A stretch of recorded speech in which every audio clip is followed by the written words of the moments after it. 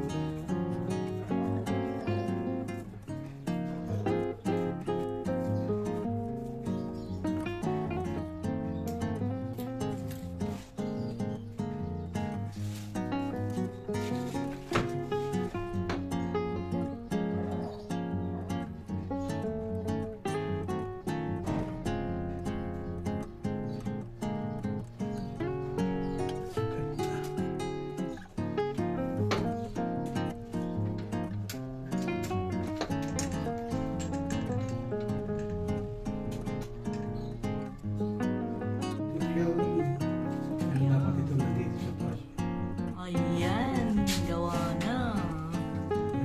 Shower. Oh. Ano ito para sa heater. Ito yung yan. Yung hand shower. Bali ano to ha, bali nababalatan yan bago ano labasin. Stainless yan. Lagayan ng sabon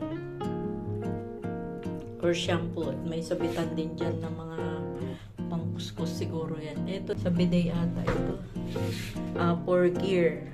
So ganitong kinabit kasi ito wala nang butas dito, hindi siya dalawang butas, isa lang ang butas, yung water source pa.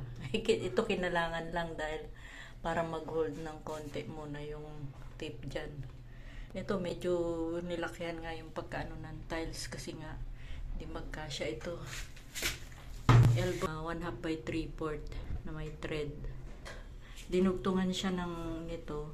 Ayan, dinugtungan ng tubo tas elbow ulit. Yan, ganun din. 3/4 by 1/2 din yan. So dito kinabit ito ngayon. Ito, source ng tubig. Yan siya. So, tubig. Ito, nilagyan siya ng takip pansamantala. May nabibili nito sa hardware para yan doon sa heater doon, yung nakasara doon. Nakasara yun kasi wala pang heater na nabili. So yan muna siya. Yan siya. Kasi mababa kasi ito eh kung dito siya ilalagay, kaya nilagyan siya ng tubo pa ganyan.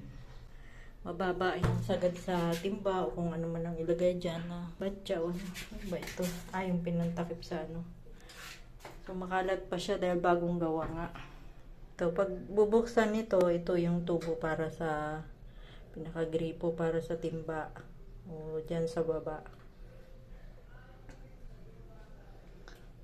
So, ito naman yung kanyang pihitan. Kung gusto ito, yan, ito pihitin mo siya, lagay mo siya sa shower. Pag gusto yung head, ito, may control din dito. Ganun. Oh. Kung saan mo gusto. Yan. Tatlo yan. Yung isa nga, yung dito, sa heater. So, nang mainit. Pwede siya na isa lang yung sa water. Tatakpan lang ito. Pero pag ikakabit mo kasi yan, dalawa yung butas. Dalawa yung ganito. Dalawa. Para magkatapat. Ayan na. Gawa na. Thank God.